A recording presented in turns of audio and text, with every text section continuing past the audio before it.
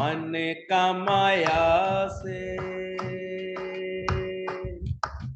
मन का माया से, मुक्ति का गुरु से रिश्ता समझ न पाए।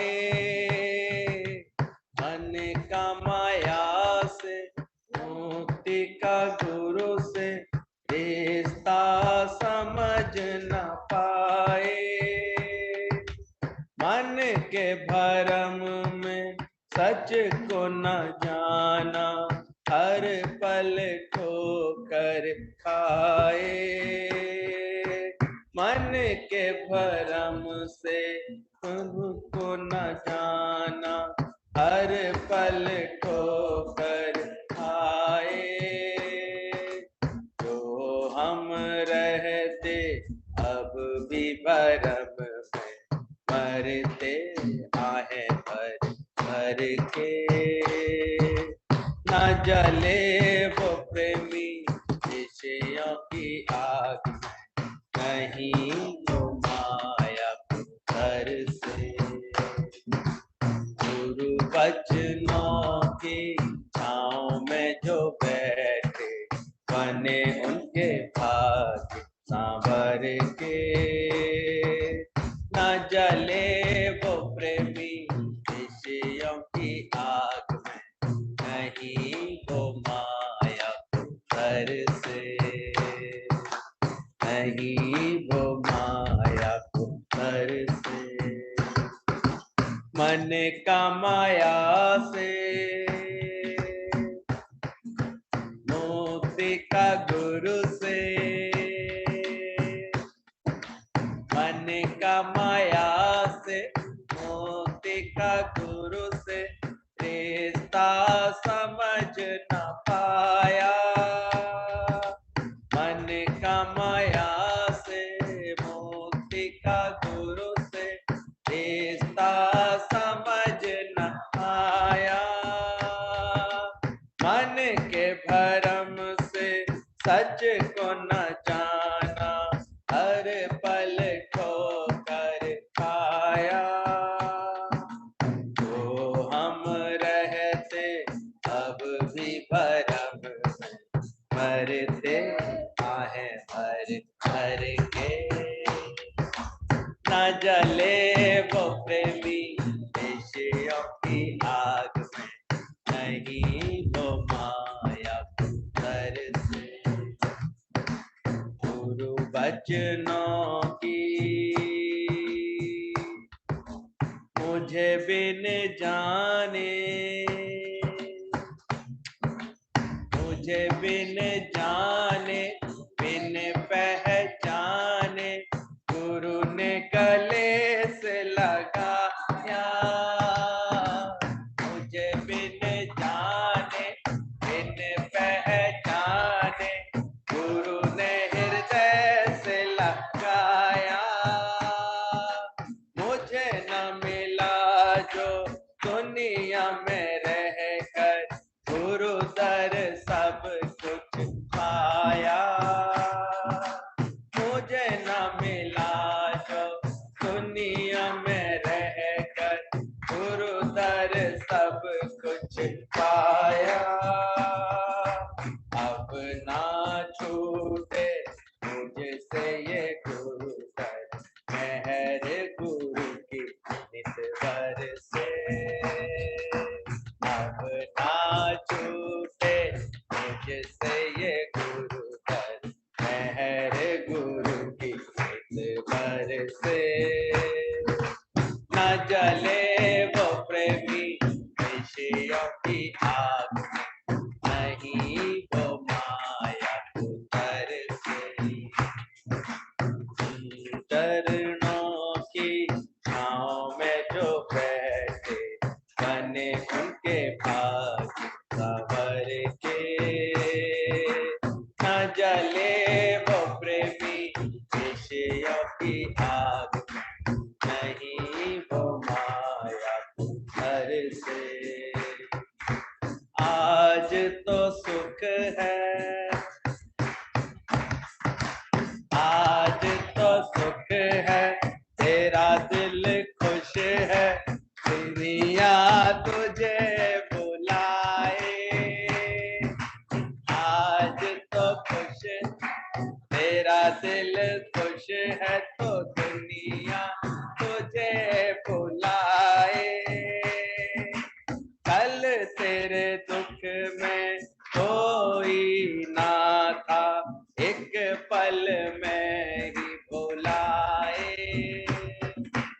कल तेरे दुख में कोई ना था, एक पल में ही भुलाए। मतलब की है दुनिया सारी, रखना संभल के। मतलब की है दुनिया सारी, रखना संभल के। न जले वो प्रेमी विषय की आग, नहीं वो माया घर से।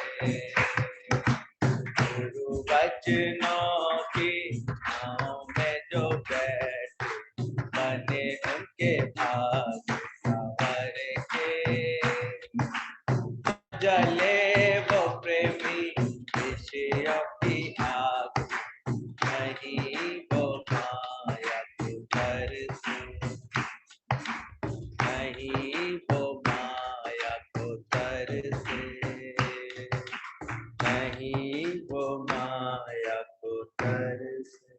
होती है स्थिरता से बैठने कहाँ देती है सत्संग में। कभी कहीं चली गई, कभी कहीं चली गई, कुछ देख करके, कुछ सुन करके, कुछ वातावरण के प्रभाव से, कभी किसी माहौल के, ऐसे भटकती सी रहती है। स्थिरता कहाँ आती है? बहुत समय लग जाता है जब हम स्थिर होकर गुरु के आगे बैठने लगते हैं। और उसके लिए आवश्यक होता है, क्या जगत मेरे लिए मिथ्या हुआ पहले? क्योंकि जगत जब तक मिथ्या नहीं होगा, संसार मिथ्या नहीं होगा, आप स्थिर होकर बैठ नहीं पाएंगे। ऐसे बैठे हुए दिखाई देंगे कि हम शांति से बैठे हैं, सत्संगी तो सुनना है, बैठे जरूर होंगे, लेकिन अभी स्थिरता आई नहीं है। स्थिरता समझना तभी आएगी जब अच्छा अभ्यास कर रहे होगे अपने अंदर, ब्रह्म सत्य जगत मिथ्या। फिर तुम्हारा अंतर्मन जगत की किसी भी बात पर ऐसे लोहायमान नहीं होगा, ऐसे चलायमान नहीं होगा। मिथ्या है, खेल था, खेल डाला। फिर जो स्थिरता मिलेगी वो सही स्थिरता है। मुझे कहते थे जब तक जगत का स्थिरता, जगत तुम्हारा मिथ्या ना हो जाए और तुम्हारा चित्त का सारा मोह भंग ना हो जाए, तब तक तुम स्थिर नहीं हो सकते।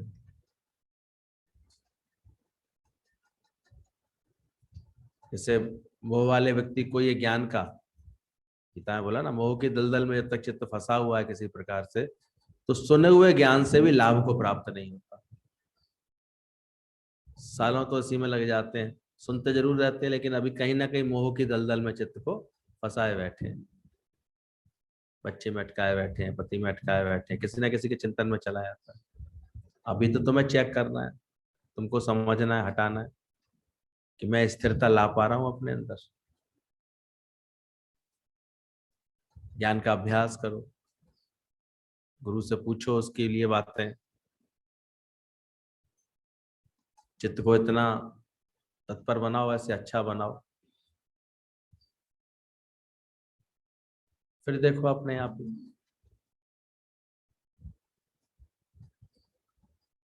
चेक करते जाओ, देखते जाओ इस चीज को।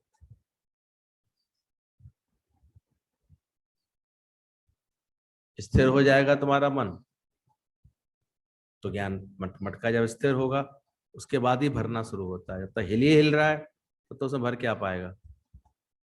तो ऐसे ज्ञान बहुत समय तक ऐसा लगता है सुना तो सही लेकिन टिका नहीं, सुना गया लेकिन अंदर गया नहीं, अभी मेरे टिकता ही नहीं अंदर में, भरता ही नहीं अंदर वाला। कारण यही होता है, स्थिरता नहीं होती। मन की मति अनेक होती है, मन की गति अनेक होती रहती है, स्थिर स्थिर नहीं होता।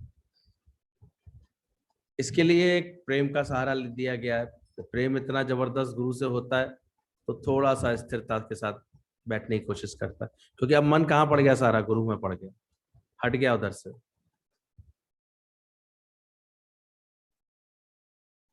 जब गुरु के प्रेम में बैठ जाता है, इसमें लगन में बैठ जाता है जब, तो उसी प्रेम में कब कब में उसका सारा मोह निर्मूल हो जाता है। और कब गुरु के बाद जिससे प्रेम अधिक होता है उसकी बात तुरंत मानता है, तो जल्दी से अभ्यास करता है, जगत मिथ्या है, जग रचना सब झूठ है, ये सब बदलने वाला है। और खाली मिथ्या का नहीं, ब्रह्म सत्य का भी अभ्यास साथ साथ करना पड़ता है कि मैं कैसे ब्रह्म सत्य हूँ, मैं कैसे आत्म स्वरूप हूँ, कैसे। तो ये दोनों अभ्यास होते आते हैं, एक स्थिरता आती आती है। तो एक समय के बाद लगता है हाँ हमने एक एक सीढ़ी चढ़ गए, एक स्टेप आगे बढ़ गए सत्य की तरफ, क्योंकि अब मेरा मन स्थिर है, अब निर्मोह है। और ये भी तुम अपने आप से मत सर्टिफिकेट दे देना, ये भी गुरु चेक कर लेगा समय समय पर, वो आज्ञाएं दे के, कोई ना कोई लीला करके वो तुम्हारी चेकिंग कर लेगा। अचानक कहेगा चलो तुम चल सकते हो, गुरु के साथ 4 दिन के लिए चलो। अचानक ही कोई कारण ऐसा रख देगा, पहले तो वो यही देख लेगा कि अचानक कोई ऊंच नीच आ रही है परिवार में, घर परिवार में, तो तुम चलायमान तो नहीं हो रहे, शांत रहते हो, स्थिर रहते हो, निर्मोह निरासक्त हुए। तो गुरु भी पूरे धीरज के साथ ये सब चेक करता रहता है, क्योंकि थिर मन ही तुम्हारा भ्रम भाव को मानेगा, जानेगा। अथिर मन संसार। तो जरा के एक नुक्ते के हेर फेर से तो खुदा जुदा हो जाता है। इसलिए साधक बहुत सावधानी से, स्थिरता से बढ़ता है। तो पहला ये स्टेप है स्थिर होकर के बैठना, उपासना, निकट आकर के बैठ पाना। स्थिर भी हुए थोड़े बहुत, ज्ञान भी समझा, लेकिन अभी भी गुरु के निकट नहीं बैठ सकते। कभी ये बात ध्यान आ रही है, कभी यहाँ जा रहा है मन, कभी वहां जा रहा है। ये भी एक भटकन रहती है मन के अंदर। इसका सुनियाऊं सत्संग, उसका सुन ले सत्संग, ये सुन ले, यहाँ चले जाए, ये कथा हो रही वहां चले जाए, जब वहां भी घुमाए, वहां घुमाए, तब भी नहीं बैठ पाता। देखो ये सब चीजें कितनी पड़ी रहती है अंदर में। भाई का फोन आ गया था, इसने बुला लिया था, इसने कर लिया था, कहाँ बैठ पाता था सत्संग। तो स्थिर होकर के बैठना है। पहले चित्त की स्थिति बने, संसार मिथ्या लगे, निर्मोह निरासक्त अवस्था बने, और फिर बैठ सके, ये उपासना, निकट आके बैठ सके। तब पाजा पूजा उसकी शुरू होगी सच्ची, पाएगा वो उन गुणों को ऐसे। फिर उसके चरित्र में धीरे धीरे निष्कामता जागृत होती है, उसके आचरण में सब बातें उसके अंदर से निष्काम होती चली है। निष्काम तो सभी जानते हैं, जब फल की इच्छा का अभाव हो जाता है हमारे अंदर, अहमता का नाश हो जाता है, और कर्मों की आसक्ति ये छूटती है, तब चित्त बनता है निष्काम। क्योंकि इंद्रियां कुछ ना कुछ तो कर्म करेंगी। भले बोलने में आता हम बैठे ही तो हैं, लेकिन बैठे ही तो हैं, बैठे भी तो नहीं, ये भी तो क्रिया हो रही है, कर्म तो कुछ हो रहा है। और उसमें तुमको अंदर से बोध हो रहा है ऐसा कि देखो मैंने जो है फल की इच्छा का त्याग कर लिया है कि नहीं, उस कर्म की आसक्ति का त्याग हो गया है कि नहीं। अभ्यास करते हो, चेक करते रहो उसको अपने आप। क्या मानो कछु थिर नहीं, क्या मांगे क्या परमात्मा से। तो आनंद आना चाहिए अपने इस निष्काम भाव के, इस स्वभाव पे जैसे बनता जाए, और आनंद तुम्हारी वृद्धि होती जाएगी। अंदर से ही चेकिंग चलते, कुछ चाहिए थोड़ी हमें, बाजार से निकला हूं खरीदार नहीं हूं, से अंदर से लगेगा। ज्ञानवान से कैसे भी कर्म करा लो, फिर कैसे भी कर्म छुड़वा लो, वो एकदम से स्थिर रहता है, शांत रहता है, उसको नहीं हलचल मस्ती कुछ, क्योंकि वो धीरे धीरे ज्ञान के सीढ़ियां चढ़ रहा है। ब्रह्म ज्ञान की सीढ़ियां कोई कोई बिरला चढ़े, और जो चढ़ जाए सीढ़ियां 84 लाख उसकी कटे। स्थिर होता जाएगा वो, निष्काम होता जाएगा, उसका भेदभाव नहीं रहेगा फिर किसी बात से, वो शांत है बस केवल। फिर कोई भी कर्म कराओ। और सतना कसाई अपने उस कर्म में लगा हुआ था, रविदास चमार अपने जूते काटने के कर्म में लगा हुआ था, दादू अपनी खेती में लगे रहते थे, लेकिन चित्त था निष्काम। अज्ञानी तो एक भी कर्म बिना इच्छा के नहीं कर पाता, उसे इच्छा पहले उत्पन्न हो जाती, यहाँ जा रहा हूं तो मिलेगा क्या, कहीं भी जाता है तो कुछ ना कुछ इच्छा पहले कर लेता। अभी धीरे धीरे गुरु सारी इच्छा का नाश करता है, सब फल की इच्छा, फल कर्मों की आसक्तियों का धीरे धीरे एकदम से नाश कराता जाता है। तो निष्कामता हमारे आचरण में आती है। और इसलिए निष्काम को सबसे पहले इससे जोड़ा कि तुम ये जो सत्संग का अभ्यास करते हो नियमित होकर के, सुनना सुनाना दोनों निष्काम का ही रूप होता है। श्रवण में हम निष्काम भाव से कर रहे हैं। कभी किसी को जाकर के 2 वचन गुरु के बताते हैं, निष्काम भाव है अंदर में, कुछ बन तो नहीं जाते, कुछ बोलते समय ये मैं तो नहीं आ रही हमारे अंदर कि मैंने देखो आज इतना अच्छा बताया, मैंने ऐसा किया। वचन तो गुरु के थे, तुमने क्या बताया, तुम कहाँ से आए कुछ करना है। तो बार बार जब गुरु ऐसे हमको तीर मारता है ना, ऐसे समझ देता, ब्रह्म ज्ञान के तीर मारता है, तू कहाँ से आया, तब तू ही नहीं तो तेरा सब कुछ क्या, समझ देता। तब धीरे धीरे सुनते सुनते समझ करके ये निष्कामता अंदर में आती। फिर अचानक कभी सेवा कराएगा, कभी सेवा से हटाएगा, फिर कभी कराएगा, फिर कभी हटाएगा। तो देखता है इसको कर्मों की आसक्ति से भी इसका मन छूटा हुआ है कि नहीं छूटा, फल की इच्छा से छूटा है कि नहीं, कर्तापने के भाव से छूटा है कि नहीं, इसका अंदर से मैं के भाव से छूटा है कि नहीं छूटा है। तो रोज देखो जहां परमात्मा ने रखा है मैं निष्काम हुआ। फिर एक ज्ञान की उन्नति की एक सबसे स्पष्ट जो दिखाई देगी वो इसकी सत्संग में उन्नति हो रही है, वो सत्संग के किले में ही रहेगा हमेशा। उनका जीवन कैसा दिखाई देगा, नित्य नित्य सत्य संगत में राखे। आज गुरु जी के जीवन में क्या देखा, सत्संग, सुबह सत्संग, शाम को सत्संग। तो ये किला उसका बहुत दृढ़ होता है, उसकी और कहीं भटकने की दिल होगी नहीं, कहीं पर जाएगा ही नहीं। कहीं क्या करूं तेरे बैकुंठ को, या साथ संगत ना हो। हम तो देख लेते हैं भाई, सत्संग आने का तो कोई नियम नहीं, ज्ञान के अभ्यास का कोई नियम नहीं, और गलती से कहीं से पता लग जाए तो अपने मन की चंचलता, यहाँ चले हम भी चले, हम भी चले, करते रहते हैं पागलों की तरह। क्या करोगे भाई, तुम क्या, तुम्हें बुलाया है क्या, तुम्हें कोई रिश्तेदारी लगती है क्या। सत्संग हो तो वहां पर चलो, तुम सत्संग के अभ्यास के लिए आए हो, बाकी तो तुम्हारी अपनी मन की चंचलता है, जाना है कहीं तो। तुम्हें आज्ञा मिली कोई गुरु से, तुम्हें कोई गुरु ने बोला तुम्हें, नहीं होते, सावधान होते ही नहीं, अपने बस वैसे ही बने रहते हैं, उछलंग स्वभाव के बने रहते हैं।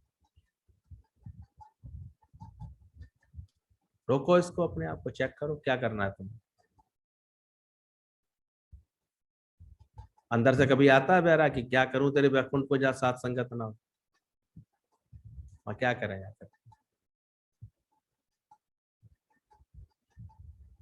तो कोई इतने सेवा नम्रता से इतना भीगा होता है तो सहज में उसे गुरु का साथ भी मिलता रहता है। या तो ऐसे बना हुआ हो कोई, कि मान लो किसी का भाव गुरु को बहुत खींचने का है तो वो 2-4 लोग इसके साथ भी चले जाते हैं, बाकी क्या लेना देना, हमें क्या करना। ये विचार करना चाहिए अंदर से कि हम क्या कर रहे हैं, निष्काम है, सत्संग का किला है हमारे चारों तरफ, इस नियम में बंधे हैं। इसलिए सबसे पहले तो गुरु इस मुख पर ताला लगवाता है, ये जो बहुत बड़बड़ करने की आदत होती है ना इसकी। बड़ा कुछ लोग होते हैं बकदार, बक बक बक बक बक बक, इतनी बक बक मिलेंगे तो बक बक शुरू पहले करेंगे, एक भाव उसका विभाजन करके अपना काम खत्म करना, बक बक शुरू, बोलने से तो सोचते बोलने से हम कुछ होंगे, बोलने से हमें अच्छा जाना है, बकदार बोलते थे। कितने फिर ना समझ हकदार बनते हैं, हमारा हक है ये तो हक है। बकदार, हकदार, चमकदार, समझदार, 4 तरह के सरदार हो जाते हैं। कितने बकवास करते रहते हैं, बकदार होंगे, भलते बोलते ही बोलते रहेंगे, ज्ञान बुलवा लो उन्हें, खूब बुलवा लो उन्हें, इतनी भी बोलते में सेंस नहीं होता है कि हम सही बोल रहे हैं गलत बोल रहे हैं, इतने सेंसलेस होकर बोलते जाएंगे, बोलते रहेंगे। फिर कभी कभी हम देखते हैं व्यर्थ की भैसम भैसी में लगे रहेंगे सत्संग को लेकर के, टाइम भी नहीं देखेंगे कि 10 बज रहे हैं कि 12 बज रहे हैं। घर के लोग भी परेशान होंगे, भाई कहाँ है, क्या कर रहे हैं। इसे समझाया गया जो चुप कर जाता है उसे ही ब्रह्म चलाता है, उसे ब्रह्म ज्ञान समझ में आता है। पहले चुप तो करो। मन को आदत पड़ी रहती है, रस पड़े रहता है। सिद्ध क्या करना? ज्ञानवान तो तुरंत खत्म करता है बात को। ऐसे बहस करने के लिए कभी बहस करता है नहीं, तुम भी सही हो, तुम भी सही हो, उसमें क्या बात है? आप भी अपनी तरफ से बिल्कुल सही हो, गलत क्या है? गलत सिद्ध करने की आवश्यकता ही नहीं उसे किसी को। तो बकदार बन जाते हैं। फिर बड़े बड़े वो अपनी बात सिद्ध करने के लिए बड़े बड़े तर्क वितर्क को तर्क सब शुरू हो जाते हैं उनके तो अंदर से। तो यही भूल जाते हैं हम कर बोल क्या रहे हैं, क्या क्या रहे हैं। फिर हकदार, कहीं भी देखो हक पहले मानते हैं अपना। अभी शादी हो के आई आई है बहू, लेकिन हक मानेंगे पहले। निभा के तो दिखा दे। जिस 25-30 साल पति को पाल करके उसने दिया इतने साल पहले, उसके संग निभा के तो दिखा दे। उसके बाद तेरा हक बन जाएगा भाई, 25-30 साल में अपने आप तेरा बन जाएगा। पर नहीं, हक आज ही बता दो, आज मुझे क्या मिल रहा है, आज ही मेरा हक क्या है।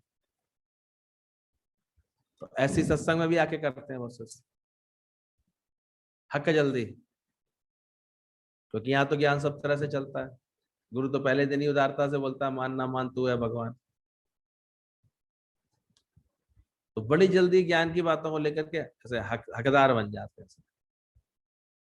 अब तो हमारा ये हक है, ये करना चाहिए। कभी उदारता से गुरु को प्रेम दिया, कुछ ऐसे किया बोला, तो एक हकदार बन जाते थे, बना लेते हैं अपने आप।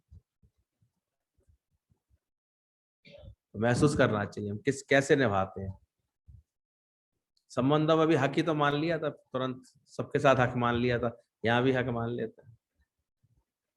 तो इस आदत से छूटे हैं। कितने फिर चमकदार, वो ऊपरी दिखावे को ही बहुत कुछ मानते रहते हैं, अंदर से कुछ नहीं होती। अंदर से लाइट बुझी पड़ी है पर बाहर एलईडी सजी पड़ी है। अंदर से काला, अंदर लगा हुआ, अंदर पता नहीं क्या इंग्लिश इंग्लिश हेरा फेरी चलती रहती है अंदर में, लेकिन बाहर बहुत चमकदार। सेवा करेगा कोई, वो खड़े होकर दिखा देंगे देखो हमने करी, चमकदार है। व्यर्थ की चतुराइयां करते रहते हैं। कितने लोगों को देखो कहीं से अब सुन ली अच्छी बात, उसे सुनाने लगेंगे। तुमने तुमने कोई अनुभव बनाया इसके ऊपर? अनुभव कुछ नहीं, इसलिए भूल भी जाती है बात। ये सब प्रवृत्तियां पैदा होती रहती है जगत में। एक बोला समझदार, वो फिर भी गनीमत है, समझदार तो होता है थोड़ा सा, समझता है कि ज्ञान कोई बाहर बताने की चीज थोड़ी है। ये चकमक यूं ना जगती है ना यूं ज्योति चमकती है, ये पड़ी आदतें पुरानी ना बातों से बदलती, वही जानता है। इसलिए अपने आप चुपचाप चुपचाप अपने अभ्यास में लगा रहता है। वो लंबे समय तक अपने ज्ञान का अभ्यास करता रहता है, करता ही रहता है। और फिर कोई अमृत अगर उसके अंदर से निकल के उसकी खुशबू फैलने लगती है तो वो अलग बात है, उसकी भी वो परवाह नहीं करता। क्योंकि ब्रह्मज्ञानी ने इस बात की भी परवाह नहीं की कि मुझे से किसी को क्या लाभ मिल रहा है। उसने बल्कि भगवान से यही मांगा लास्ट में, जब एक बार एक ब्रह्मज्ञानी जा रहा था तो देवता बड़े प्रसन्न थे उसके जीवन से, उसके आचरण से, क्योंकि आचरण ही है मुख्य। तो उन्होंने आकर के आकाशवाणी की कि हम कुछ तुमको देना चाहते हैं, तुम्हारे ऊपर प्रसन्न है, तुम्हें कोई आशीर्वाद वरदान देना चाहते हैं। बोले नहीं, लेकिन मुझे तो कोई आवश्यकता नहीं। बोले हम तुम्हारी प्रारब्ध को और अच्छा बनाना। बोले जरूरत ही नहीं, जैसे भगवान ने बनाई है मैं बहुत संतुष्ट हूँ उसमें, बहुत तृप्त हूँ, कोई बदलाव उसको नहीं पसंद आता है। बोले हम ऐसा कर सकते हैं कि तुम जिसके लिए बोल दो, जिसको छू दो, जिसको ऐसे कर दो वो ठीक हो जाए, उसका कल्याण हो जाए, उसका ऐसा। बोले ये भी कोई, इसको आपने जिसकी प्रारब्ध जैसे बनाई है बहुत अच्छी बनाई है, भगवान आपका कर्म का हिसाब किताब बहुत सही है। मैं ऐसा भी नहीं चाहता कि मैं ब्रेड को सोई तो सोना बन जाए। ब्रेड की अपनी महत्ता है, सोने की अपनी महत्ता है, सबकी अपनी अपनी जगह। सोना के खाने बैठेंगे? बोले तो आया भगवान से आशीर्वाद कि जिसको छू मैं सोना बन जाए। ब्रह्मा जी ने मुस्कुरा के आशीर्वाद दे दिया, हाँ ले आ चल, बेवकूफ नहीं तो। बस हफ्सी लोग यही मानते हैं ना, जिसको छू सोना बन जाए, जिसको छू सोना बन जाए। फिर क्या हालत हुई उसकी सबको पता है, क्या बनी बात। खाना बैठा तो रोटी सोने की बन गई, पानी का गिलास उठाए तो पानी सोने का, अब सोने का पी लेगा कैसे? परेशान हो गया, फल उठाए फल सोने के बन गए, जिसको करे जो भी, कपड़े पहने कपड़े सोने के। बेटी आई बेचारी प्यार से दौड़ती हुई, पापा पापा पापा, से हाथ लगा दिए गलती से, आशीर्वाद ले आया था ना, जो छू लूं क्या बन जाए, तथास्तु। अब तो बिल्कुल ही वो पगला सा गया, ये क्या, मेरी बेटी सोने की, मैं किसको प्यार करूं, किससे बातचीत करूं, किससे करूं। तो मांगना भी तो सोच समझ के चाहिए भगवान से। बहुत कहा उन्होंने देवताओं ने उससे, बहुत रिक्वेस्ट की, बहुत रिक्वेस्ट की, वो कुछ नहीं तैयार हुआ। आखिर फिर देवता ने बोला तुम भले नहीं मांगो, लेकिन हम तुमसे बहुत अतिशय प्रसन्न है, हम ऐसा तुमको आशीर्वाद देना चाहते, ऐसा तुम्हारे संग प्रभाव डालना चाहते हैं कि तुम जहां से गुजर जाओ वहां सबको बहुत हरा भरा, बहुत ऐसे खुशियां मिल जाए, बहुत आनंद आ जाए, खुशियां आ जाए उनके जीवन में। कहता है जो आपको दिखे वो ठीक है, लेकिन एक कृपा मेरे पे जरूर कर देना। बोले क्या? कि मुझे कदाचित इसका एहसास ना हो कि मैं यहाँ से गुजरा था इसलिए ये लोग खुश हो गए। वो अपने संकल्प से, अपने भाव से, अपनी श्रद्धा से खुश होंगे, मैं खुश नहीं। तो इतना ब्रह्मज्ञानी अचाहा होता है, दीक्षा होता है। तो ना वो बकदार है, ना हकदार है, ना चमकदार है, वो सही अर्थों में धीरे धीरे समझदार है। वो जानता है जो दिखे सकल विनाशी, वो जानता है सब छूटे नहीं, छूटेगा छूटेगा नहीं वाला है। वो ब्रह्म सत्य है, जगत मिथ्या है, इसको अच्छी तरह जानता है, इसलिए उसकी स्थिरता है, इसलिए उसके अंदर वो निष्कामता है उसके अंदर। और सत्संग का किला, नित्य नित्य वो इस किले में ही कैद रहता है, वो कभी इस किले की मर्यादा को भंग करके नहीं बैठता।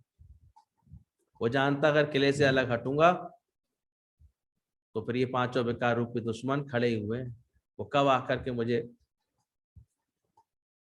इसलिए वो सत्संग के किले में, वो जानता सत्संग के किले से मैं 4 दिन दूर रहूंगा तो कोई ना कोई ममता का कारण फिर अपने अंदर पैदा कर लूंगा, कोई ना कोई मोह किसी से पैदा कर लूंगा। संत लोगों को देखा एक जगह ठहरते भी नहीं है वो, बहते भले, थम गया पानी तो जम गई काई, वो जानते हैं सब, बहता पानी ही निर्मल कहलाए। हम लोग गुरु जी को देखते थे वो कैसे निकलते रहते थे, निकलते रहते थे। हमको भी वही प्रेरणा मिलती थी, जैसे ही मौका मिलता है निकलो भाई, चलो, अटकना थोड़ी,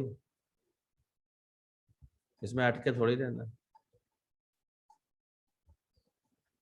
तो खुद अपने मोह के बंधनों को पहचानता है, उनमें सावधानी रखता है, भगवान का भाव डाल डाल करके वहां से अपनी जिंद छुड़ाता है, अपना पीछा छुड़ा लेता है। तो वो जानता है दुनिया खराब नहीं है, कहीं ना कहीं मेरा ये भी खाप खाप खराब, हम ही नहीं चंगे, बुरा नहीं कोई, बुरा कोई नहीं होता, इसलिए बदलता है। तो सत्संग के किले के अंदर ही अपने आप को रखता है, इसलिए वो कैसा ज्ञानवान, वैसा कैसा गुरु का बच्चा जो जो अभी अब सत्संग के नियम में ही अपने को नहीं रख पाता, जबकि गुरु का इतना सत्संग, ये बैठा बैठा रोज मुझे बढ़िया बढ़िया मैसेज भेजता रहता है, बड़ा शुक्र ऐसे करता है, और पास में ही रहता है, ज्यादा दूर भी नहीं है, और सत्संग के लिए बड़े न करें उसके दिमाग में। मुझे तो उसकी हंसी आती रहती, मैं तो जवाब भी नहीं देता कभी इसको, इसलिए मैंने इसको क्या जवाब देना, ये तो मन चला है। कितनी बार बोला भाई सत्संग का नियम निभा लो तो अच्छा है, उसके बाद तो कुछ तुमसे बातचीत कर सकते हैं। तो है ही इसका एक तरीका, बात ही यही है कि सत्संग के किले में अपने आप को रखेगा ही रखेगा, नित्य नित्य सत्य संगत में रखे। अब जो इससे भिन्न कुछ अपना आचरण बना रहा है, जीवन बनाता है, अपने मन मर्जी से चलता रहता है, तो हम तो क्या उसको समझे, वो कहाँ से ज्ञान पक्का करता है, कुछ नहीं करता। बोला दे अध्यास को चीर, उसका एक स्टेप होता है, उसने समय समय बार बार अपने देह अध्यास को चीरा होगा, क्योंकि जब चीरा लगाते हैं ना खीरा में, तब भगवान कृष्ण पैदा होता है। तो जीव भाव को, देह अध्यास को वो बार बार ऐसे चीरता है, या चीरने का मतलब और कुशलता लाता है अपने हर बात में। कुशल ड्राइवर अगर होता है ना, तो देखो आप, फिर वो एक्सीडेंट नहीं करता, एक्सपर्ट है भाई, पिछले 30 साल से चला रहा है गाड़ी, और ड्राइवर बहुत अच्छा है साहब। अच्छे, कभी कभी लोग तारीफ करते हैं, एक झटका तक नहीं महसूस होगा आपको, कब गियर बदल गया, कब उसकी स्पीड बदल गई, कब उसका जो है ब्रेक लग गया, पता नहीं चलता। वो इतना कोई अच्छे कुशलता से चलाता है। तो जीवन की गाड़ी को जो जितनी कुशलता से चलाए, अटके झटके लटके चल रहे हैं, अकड़ पकड़ तकड़ सब चल रही है, तो कुशलता नहीं है तुम्हारे अंदर। कभी दुख की अनुभूति हो रही है तुम्हें जीवन में, कभी सुख की अनुभूति हो रही है, कभी मन मुटाव हो रहा है, कभी राग उद्वेष हो रहा है, तो अभी कुशलता नहीं चलाने में उसका। कुशल ड्राइवर मतलब गाड़ी परफेक्ट चले, उसकी अपने आप नजर पहुंच जाती है गाड़ी में बैठने के साथ ही कि तेल कितना है, पहियों पर नहर घूम जाएगी, पहिए पूरी प्रॉपर तरीके से हवा है कि नहीं, कम है तो तुरंत उसे पता लग जाएगी, तुरंत डलवाएगा रास्ते में। कूलेंट पानी वानी सब चेक करके चलता है। अज्ञानी कहेगा देखो कहीं पानी तो मिले, कहीं पानी तो मिले, अज्ञानी के पास अपनी बोतल अपने आप ही होगी, क्योंकि कुशल है वो। उसके खाने के समय पर अपना खान पान उसके पास अपना व्यवस्थित होगा, उसके पास समझ होगी, उसका रहना सहना उठना बैठना सब बड़ा व्यवस्थित होगा, तो क्या कल से चलेगा। पानी की संभावना होगी तो उसका छाता उसके पास सुरक्षित होगा। वो क्या को अपना फजीता करे, इधर उधर से दिक्कत महसूस करे, क्योंकि वो कुशल है। वो कभी किसी के आगे हाथ नहीं फैलाता दिखेगा, उदार होकर के ऐसे ही करता हुआ जरूर दिखाई दे जाए, कभी ऐसे नहीं करता दिखाई दे। उसका बीपी लो कभी होता ही नहीं है, लो वाला 2 मल्टीप्लाई होती है, इसकी चमक हमेशा बढ़ती रहेगी, देने वाला है, दातार होता है। तुम अगर किसी से प्यार मांग भी रहे हो ना, तो उसका मतलब अभी तुम कुशल नहीं हो अपने जीवन में। प्यार का भंडार तुम खुद हो, आनंद का भंडार तुम खुद हो, वो बहुत कुशलता से चलता है। किसी किसी को हम देखते हैं तो एक नेचुरल गुण होता है, अपने को एकदम फिट रखना, संवर के चलना, ठीक से चलना, ये तो नेचुरल ऐसे सहज प्रकृति होती है। मनुष्य को इस बात का ज्ञान करके कहाँ जा रहे हैं, किसके हिसाब से जा रहे हैं, कहाँ उठने जा रहे हैं, कहाँ बैठने जा रहे हैं, इस सबकी समझ। देखा, और जो कुशल हो जाएगा ना, वो अपने आप उचित स्थान पे आकर के बैठेगा, उसके आने में, उसके उठने बैठने से कोई दिक्कत नहीं किसी को होगी। और जो थोड़ा सा भी ना समझ आ जाता है, वो दरवाजे के आसपास ही बैठ जाएगा, टेढ़ा मेढ़ा होकर बैठ जाएगा। थोड़े से यहाँ ट्रेंड हो गए तो बिल्कुल एक सी पंक्ति चुन करके बैठते हैं, चुनी हुई रहती है पंक्ति, तो सुंदर बगीचा दिखता है, कल हम बोल रहे थे। और नहीं तो फिर वो सब जगह पेड़ हो गया है, तो क्या हो, जंगल ही तो कहलाता है फिर। अरे कोई टोका टाकी बोला वाली कर रहा हो तो वहां पे क्या बोला जाएगा, वहां कोई क्या सत्संग थोड़ी हो रहा है। सत्संग में तो संवाद होता है, एक कृष्ण बन करके बाकी सब अर्जुन भाव से सुनते रहते हैं, प्रश्नोत्तर करके अपना ज्ञान दूर करते रहते हैं, वो अच्छा लगता है। और सभी बोले, हम भी बोलेंगे, हम भी बोलेंगे, हमें बताना है। अब हम देखते हैं कभी कभी गुरु नहीं होता है जहाँ पर, तो वहां पर इस तरह की पंचायत शुरू कर देते हैं लोग, अगर ढंग से नहीं कोई समझे तो बात। इसी को सत्संग बना लेते हैं। मैंने किया क्या, उसने बोला, फिर उसने बोला, फिर उसने बोला, फिर उसने बोला, सुना किसी ने नहीं। जब बोलने की वृत्ति आ जाती है ना, तो सुनने के कान छप्पो पड़े जाते हैं एकदम से। बहुत से लोगों को देखते हैं जो अगर बोलने की जिसको ऐसे हड़क आ जाती है ना, फिर वो सुनता नहीं कुछ भी बेचारा, सत्संग में बैठ करके भी कुछ सुन नहीं पाएगा।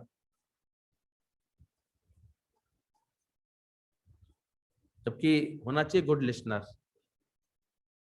सुन सकोगे तभी तो चीज में परिवर्तन लाओगे अपने जीवन में। अच्छा, हर चीज अच्छी होनी चाहिए, सत्यम है, शिवम है, फिर सुंदरम भी तो है साथ में, ये तो देखो। भगवान की जो शिव को महादेव बोलते हैं, देवों के देव बोलते हैं, तो उनके संग ये तीनों चीजें जुड़ी होती है। सत्य भी है उनके साथ, कल्याण भी है, शिव भी है, शिव माने कल्याण भी है, और सुंदर भी है। आप देखो उन जैसा नृत्य कोई नहीं कर सकता, उन जैसा सुंदर प्रकृति प्रेमी कोई नहीं है। कैसे सारी प्रकृति कितने सुंदर रूप में ऐसे हमेशा उनके साथ रहती है, पार्वती जी हमेशा रहती है। वो तो उनका अपना आकर्षण है जो वैराग्य वृत्ति का, जैसा भी पहना बड़ा उनका। लेकिन पार्वती जी कैसे चलती है, वो भी उबड़ खाबड़ दिखती है, कैसे दिखती है? तो चेक करना चाहिए तुमको हमेशा, हर समय। मुझे कहते थे सूरज जैसे हर जगह हर समय ऐसे भाव में क्यों नहीं रहते कि हर समय मेरा कोई ना कोई ऐसे मेरा फोटो निकाला है। जब फोटो निकालते तो कैसे रहते हैं, कहीं फोटो निकल रहा तो कैसे रहते हैं? हमेशा पे ड्रेस भी बहुत सही होगी, और ड्रेस उल्टी सीधी हो रही होगी तो तुरंत पहले ठीक करोगे, अभी रुको अभी रुको। बाल बाल भी पहले कहेंगे ठीक करेंगे, तो भाव भंगिमा तुम्हारा हर चीज हर समय कैसी रहनी चाहिए, फिट रहनी चाहिए, तरीके से चलनी चाहिए। हम बल्कि औरों के लिए करने वाले दिखाई दें, मांगने वाले नहीं। किसी का सहयोग साथ ऐसे मांगने वाला नहीं होता, ज्ञानी को दातार होता है, उसको प्रेम देने वाला बनता है वो हमेशा। वो इतनी युक्तियों से उसको चाल चलन चलना आता है। तो देहाध्यास का चीर का मतलब ही है कि तुम्हारे अंदर हर बात की कुशलता होए, हर समय कुशल आचरण करने का ऐसा अंदर से शौक होता है उसका। फुअड़ता नहीं होगी उसके किसी भी कर्म में, किसी भी भाव में, ऐसा नहीं होगा उसके अंदर। तो सत्य के साथ ही चलता है, कोई बात नहीं। ठीक से इस बात को कैच करो कि कैसे वो स्थिर होकर के बैठता है हमेशा, कैसे वो निष्काम होता है। सत्संग में आते आते उसके जीवन में एक सुंदर व्यवस्था सत्संग की रहेगी, सत्संग का किला होगा उसके चारों तरफ हमेशा। और सत्संग में अपने आप प्रेम कर रहा होगा तो प्रेमियों का किला होगा उसके सामने साथ साथ। ये बोल रहे थे ना गुरुजी, वो अकेले नहीं कभी बैठता। ये तो अड़ियल थे, वो अकेला रहना पड़ा उसको। आप देखा होगा जितना क्रोध करते हैं, जितना ऐसे अपने बहुत गरूर से चलते हैं, बाद में वो लगभग अकेले थकेले से पड़ते हैं अपने जीवन में। बच्चे भी उनके साथ रहना पसंद नहीं करते, ज्यादा क्रूरता से व्यवहार करने वाले, ऐसे बहुत गलत गलत तरीके से बोलने वालों के संग पर कोई बैठना नहीं चाहता। फिर वो बाद में बुढ़ापा उनका ऐसे झीकते हुए अफसोस के करता है, कोई पूछता ही नहीं है, कोई कुछ समझता ही नहीं है, कोई कुछ मानता ही नहीं है, ऐसे निकल जाता है। तो दोस्त तो तुम्हारा था, कुशलता तुम्हारी नहीं थी। कुशलता से चलते तो सारी दुनिया का, कल बोला ना, मैत्री करुणा मुदिता, ये तुम्हारे आचरण में सहज होनी चाहिए। सबके प्रति मैत्री का भाव, सब मेरे मित्र हैं, कोई बुरा नहीं। इसलिए ज्ञानवान सबसे बड़ी सहज मित्रता करता है। इसका अंतर्मन इतनी हमेशा स्नेह और करुणा से भरा रहता है, प्रेम से भरा रहता है। अपने आप लोग उसके निकट आते हैं तो 2 मिनट में ऐसा प्रेम देता है कि उसके प्रेम को कोई भूल नहीं पाता है। देखते हैं गुरुजी से एक एक पल भी जो निभाया है भूल नहीं पाते हैं। क्या प्रेम दे दिया उन्होंने, थोड़ी देर में ऐसा स्पर्श दे दिया, ऐसी कोई सुंदर बात बोल दी, ऐसा उसके मन को खुश करने वाली बात बोल दी, ऐसे कोई उसको ज्ञान की डोज समझा दी कि पहली डोज से उसको फायदा दिखाई देता है। लगता है अरे मेरा तो सर का दर्द बंद हो गया, मेरी तो बात खत्म हो गई। क्या था, एक आत्मीयता से व्यवहार करता है, प्रेम से व्यवहार करता है, संकेत होकर व्यवहार थोड़ी करता है। उसको सब अपना आप लगता है। वो गई थी ना जब वो छोटी जात की वजह से फल बेचने वाली, तो कितनी आसानी से भगवान कृष्ण बाल रूप में ऐसे उसके गोदी में बैठ गए। तो मैया मैं तेरी गोदी में बैठूंगी तो मुझे फ्री में फल दे देगी ऐसे? वो तो ऐसे तैयार हो गई, सब ले ले तू। तो अदा भाभी तो होती है। किसी किसी के हम देखते हैं वाणी इतनी मधुर होती है, लगता है और बोले ये कुछ और बोले। और किसी की ऐसी लगती है अरे यार जल्दी चुप करें। तो वाणी के स्वर संभालो ना, बस हो गया भजन। आदत बुरी संभाल लो, बस हो गया वजन। अंतर हो जाता है ना, ढाबे के खाने में 5 स्टार के खाने में क्या अंतर है? देखो वहां एक रिदम है, डिसिप्लिन है, एक म्यूजिक है, उनके कर्म करने में कला है, अच्छा लगता है। और वहां पटक है, ढाबे में जाओगे पानी पटक के रखेगा, थाली पटक के रखेगा, उसे सेंस ही नहीं। उसे मिलता ही, मिलेंगे भी उसे 100-200 रुपये रोज के मिलेंगे उसे, तो काम करने वाले को कितने मिलेंगे? वो ट्रेंड है, उसको पूरी तनख्वाह मिलेगी। तो कितनी कुशलता तुम ला रहे हो अपने जीवन में, उतना ही सुख पा रहे हो। आजकल देखा करो, एक फ्लैट लिया किसी ने 75,000 का, हमने कहा ये तुमको फिर कितने में, कितना इसमें, और उसके बाद इसको सजाने में लगे 25 लाख। अगर अच्छी तरह से आज के हिसाब से सजाओ उसको, सारी फैसिलिटीज लगाओ उसमें, तो उतने लग जाते हैं उसमें। 15 तो मिनिमम लगेंगे, छोटी छोटी एक पलंग भी लगवाओ एक कमरे में, एक वार्डरोब भी लगवाओ, सही तरह से सेट कराओ तो उतने लग जाते हैं सब।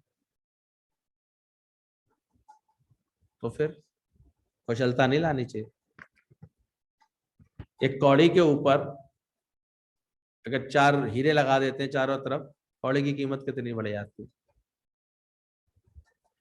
फिर एक लाइन उसकी पन्ने की लगा दो और कीमत बढ़ जाती है, मोती माणिक की लगा दो और कीमत बढ़ जाती है। वैसे कौड़ी है, कितना अच्छा लग रहा था उसमें, कौड़ी सा जीवन जा रहा था, पर गुरु मिला, उन्होंने कोई डिमांड नहीं रहने दी तो डायमंड्स लगा दिए। No demand so diamond. जब अंदर में निरीक्षा भाव का तुम्हारे हीरे जड़ देता है गुरु, तुम्हारे आचरण में, तुम्हारे जीवन में, कि तुम सारे समय ऐसे निरीक्षा भाव से रहते हो, तो तुम एक सहज आनंद में दिखाई देते हो। फिर पन्यारूपी हरा भरा कर दे तुम्हारे जीवन को, तुम्हारे आचरण को, कि सबको मिले तेरी रहम, सबको तुम प्रेम दे पा रहे हो, खुशी दे पा रहे हो, भरपूरता से व्यवहार करते हो दिखाई देते हो। एक हर जगह कंजूसी के साथ व्यवहार करे तो देखो अजीब सा व्यवहार दिखाई देता है। ना सुख ले पाता, ना सुख किसी को दे पाता है। अगर थोड़ा भी व्यवहार में इस तरह चीजें हो तो हरे भरे रहो। फिलहालो लाल माणिक की तरह ऐसे ये डाल देता है, माला माल गुरु कर देता है। जीवन को कैसे पन्ना माणिक जब गुरु लगा देता है, डायमंड लगा देता है, तो कौड़ी जैसी काया की भी कीमत कितनी ज्यादा हो जाती है। आज हम गुरु को भगवान कहने लगते हैं। तो कुशलता ही तो है, उसने अपने जीवन की कीमत बढ़ाई, तुम भी बढ़ाओ। तुम तो कहीं से जाओगे कोई ना कोई बुराई देख कर चले आओगे, ये ऐसे कर रहे थे, ये ऐसे कर रहे थे, तुम प्रेम देकर आए उसको कुछ? गुरु मौका भी देता है, गुरु के संग कहीं गए भी, तुमने वहां कोई प्रेम देने की कोशिश की किसी को? ठीक है, दोस्ती करी, कोई अच्छी बात बोल करके उसके मन को प्रसन्नता दी, ज्ञान सहित कोई बात आचरण दिखाते तो उनको प्रसन्नता मिलती। कोई अच्छा सा भजन सुना करके किसी को ऐसे सुख देते। और इसके लिए खुद का भी नथिंग होना बहुत जरूरी होता है, वो तो कर सकते हो। और खुद का इन सब बातों का शौक हो पहले, नहीं तो कैसे कर पाओगे इन बातों को। इसलिए बोला गया देह अध्यास का चीर। जो ये जीव भाव हटाना, देह अध्यास को हटा करके कुशलता के साथ व्यवहार करना सीखता है, तब उसके जीवन में ज्ञान सचता है। गीतावान कहते हैं तुम्हारे 1 गिलास पानी देने के अंदाज से हम समझ जाते हैं तुम्हारा भाव कैसा है। एक पानी लेकर आया उनके सामने, तो कभी कभी गिलास के ऊपर ऐसे चिकनाहट सी लगी रहती है। चिकने हाथों से पकड़ लिया था गिलास और बाहर चिकनाहट के निशान थे। बोले देखो, कोई भर के लाता है गिलास, पानी ऐसे बहता रहता है साइड से। कोई देख करके नहीं लाया, पानी में कुछ तैर रहा था कि नहीं तैर रहा था, जल्दी से ले आया। तो समझ में आ जाती ना, इसने कर्म करने की कुशलता ही नहीं। और एक देखो उसको एकदम से सूखे कपड़े से पहुंच करके अच्छे से साफ पानी भर के, मौसम के अनुसार पानी भर के लेकर आएगा, साथ में बिस्कुट्स भी रखे होंगे, तो उसका उसका प्रेजेंटेशन अच्छा लगेगा। तो योगा कर्मसु कौशलम, योग और है क्या परमात्मा? सेवा तो वही है, पर तुम किस भाव से कर रहे हो, कैसी कुशलता से कर रहे हो। ज्ञान और कराता क्या? ज्ञान तुम्हारे जीवन को सजाता है, ये अच्छा करता है, भाव अच्छे बनाता है, तुम्हारा भाव भंगिमा अच्छी बनाता है, आचरण अच्छा बनाता है, मैत्री का भाव आता है सबके प्रति, हर वक्त हर एक के लिए करुणा रहती है। ज्यादातर तो घृणा के साथ जी रहे होते हैं हर समय, जैसे लोग हैं ऐसे हैं, इनसे कैसे बात करेंगे, कैसे करें? ज्ञानी के अंदर करुणा होती है, वो संवारता है, इसलिए कैसा भी आ जाए उसके निकट, वो उसको कुछ ना कुछ उसका इम्प्रूवमेंट करा देगा, अच्छा कर देगा। I may die that you may live, इसलिए वो कहीं भी बैठता है कुछ अच्छा दे करके ही आता है, करुणा होती है उसके अंदर, इसलिए गरीब नवाज बोला गया उसको, सबको अपना लेता है, उसके हृदय में सबके लिए जगह होती है।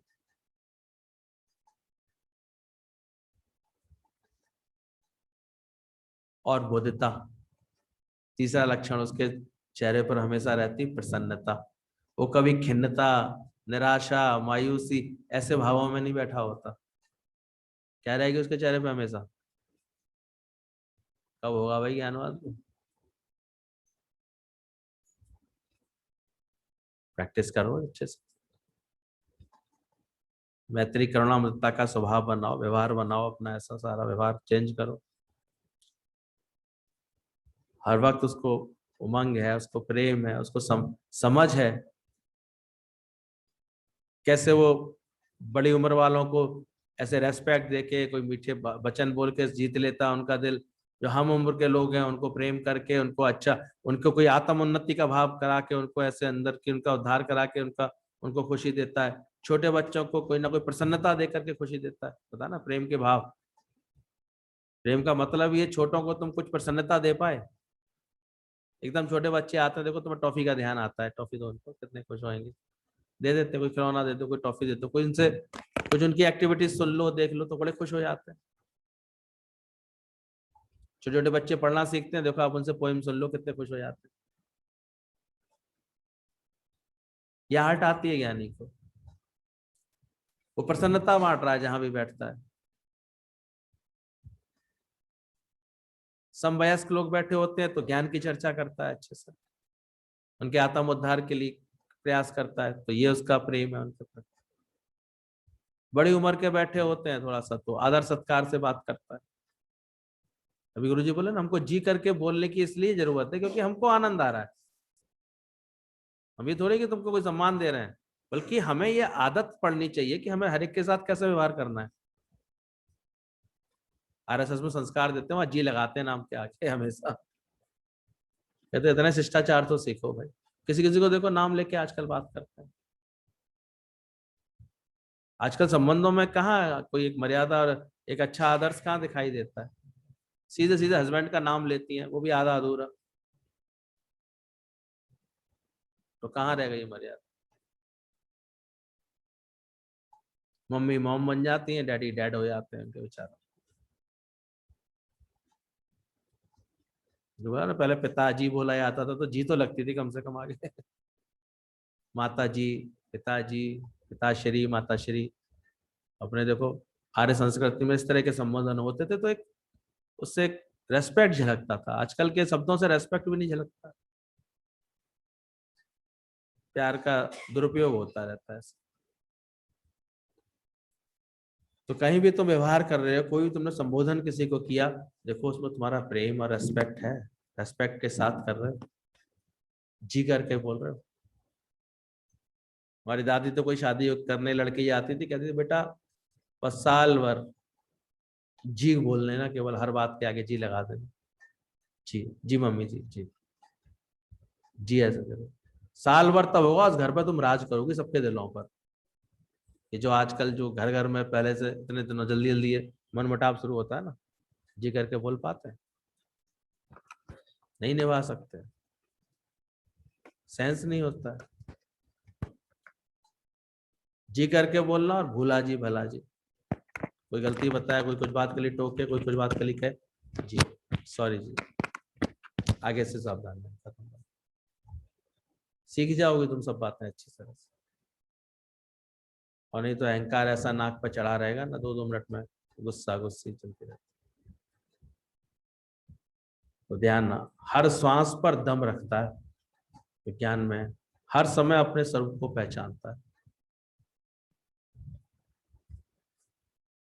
कह रही थी दम दे के आई, दम दे आया, मुझे दम दे आया। लेकिन क्या मतलब दम कैसे दे आई? वो हड़का आया उसे, उसे ढंग से बात नहीं मानना था, हट गया। मैंने कहा ये भी एक तरीका होता है दम देना। मैंने हम तो दम देना समझते किसी को कोई ताकत दे दो, किसी को कोई ऐसे वो दे दो, अच्छी बात बता दो। तो ज्ञानवान भी हर श्वास पर क्या रखता है? दम रखता है। और दम कौन सी रखता है? क्या मैंने भगवान देखा? श्वास श्वास सिमरो गोविंदा, तो मन अंतर की उतरे चिंता। तो श्वास श्वास में उस गोविंद का सिमरन करता है, परमात्मा का सिमरन करता है। इसलिए उसके मन के अंतर से सारी चिंताएं, उसकी फिक्र सारी छूटने लगती है, हटने लगती है। और श्वास श्वास पर इसको भगवान का सिमरन करता है। इसलिए वो अपने साथ एक छोटा सा खेल करता रहता है हर वक्त। वो अपने को रेफरी बनाता है मन को, और तुरंत अपने को कार्ड दिखाता रहता है। अच्छे गेम्स होते हैं ना, तो रेफरी तुरंत कार्ड दिखा देता है, जहां चूक होती है वहां कार्ड दिखा देता है। उससे वो सावधान हो जाते हैं। कभी रेड कार्ड, कभी येलो कार्ड, कभी ग्रीन कार्ड दिखाते रहते। तो गुरु भी हमको कार्ड दिखाता है। जब गुरु बस जाएगा ना तुम्हारे हृदय में, तुम्हारे दिल और दिमाग में, तब तुमको अपने आप कार्ड दिखाएगा वो। जहां तुमने किसी के दोष देखे, तुम्हें एकदम से रेड कार्ड। किसी की गलती दिखी, किसी के लिए क्रोध का भाव आया, किसी के लिए अंदर से एकदम विक्षिप्तता का भाव आया, क्या दिखाओ अपने मन को? Red card. यानी रुको, टोक मत देना, बोल मत देना, कुछ कह मत देना। जो बोला सर्व से प्रेम करने के लिए, ये भाव आए अंदर से, तुरंत ग्रीन कार्ड दिखाओ, बोले हाँ चालू, कार्य प्रगति पर रखो। ग्रीन लाइट होती है ना, ग्रीन लाइट क्या मतलब है? चलो गाड़ी बढ़ाओ आगे। तो प्रेम करने का भाव आए तो कौन सा कार्ड दिखाओ अपने को? अंदर से संकल्प आए, चलो आज उससे मिलके आते हैं, बहुत दिन से नहीं मिले हैं, जरा खबर ले लें, सुना है तबीयत तबीयत उसकी ठीक नहीं है, तो जाने का मन करे। तो कौन सा कार्ड दिखाओ अपने को? ग्रीन कार्ड दिखाओ। और किसी से द्वेष का भाव आए तो कौन सा कार्ड दिखाओ? Red card. नहीं, बिल्कुल नहीं देखना, भगवान है उधर और कुछ नहीं इसके सिवा। तो रेड कार्ड दिखाओ, सबसे प्रेम का भाव आए तो ग्रीन कार्ड। और आलस के भाव आए, प्रमाद के भाव आए, तो कौन सा कार्ड दिखाना चाहिए? Yellow card. तुरंत अपने को और एक्टिव, येलो मतलब चलने को तैयार। कहते पीली बत्ती हो गई, स्टार्ट करो। तो येलो कार्ड। जब मन ऐसे फालतू के आलस आते हैं कभी कभी, अरे अब छोड़ो, अब क्या करेंगे जा करके, चलो आराम कर लेते हैं, हल्की से पानी वैसे ही पड़ रहा है, मौसम का पता नहीं, ऐसे करके भाव आते हैं। तो क्या दिखाओ अपने मन को? Yellow card. नहीं नहीं नहीं, आलस नहीं, कार्य पूरा करना है, पहले गुरु ने आज्ञा दी है वो काम पूरा करना है, ये गुरु ने प्रेरणा दी है तो ये कार्य पहले करना है। ऐसे करके जो भावों में जीता है, तो अपने संग हमेशा खेल करता रहता है। किसी का दोष दिखे, किसी में खराबी दिख रही है, किसी में किसी से कोई मन खराब, तो तुरंत अपने मन को दिखाता है वो रेड कार्ड, ये तो देखना ही नहीं।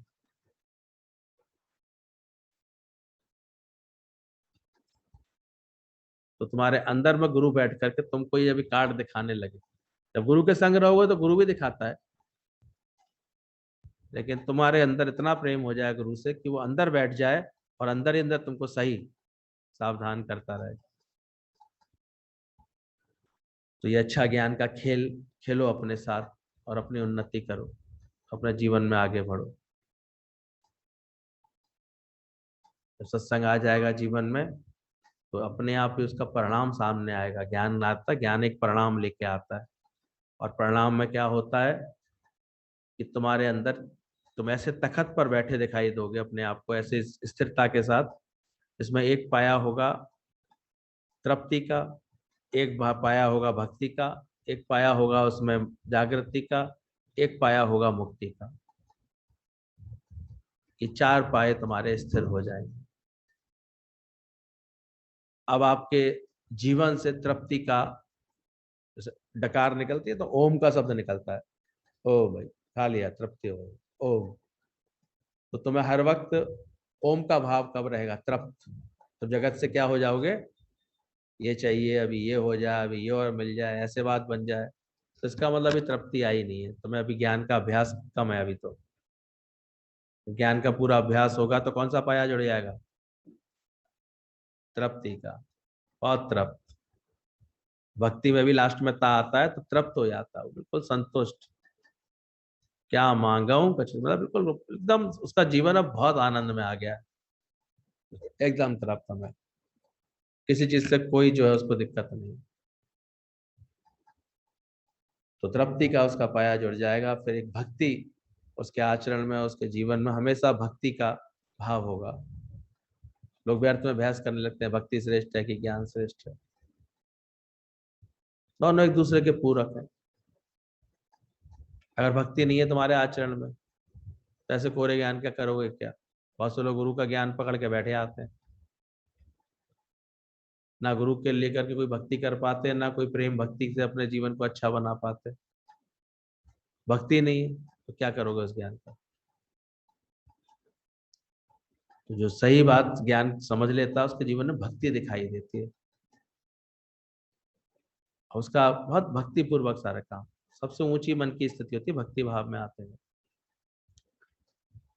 बात मानता हुआ, प्रेम करता हुआ, आज्ञा में चलता हुआ, हमेशा अपने सद्व्यवहार से गुरु को रिझाता हुआ, ऐसा उसका जीवन होगा।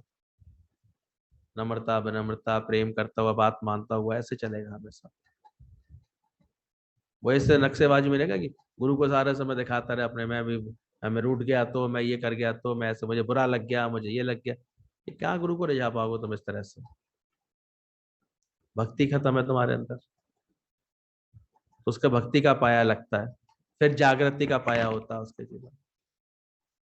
जागृति माने विवेक, जागा हुआ है वो व्यक्ति, वो गफलत में सोया नहीं है, जागृति आ रही।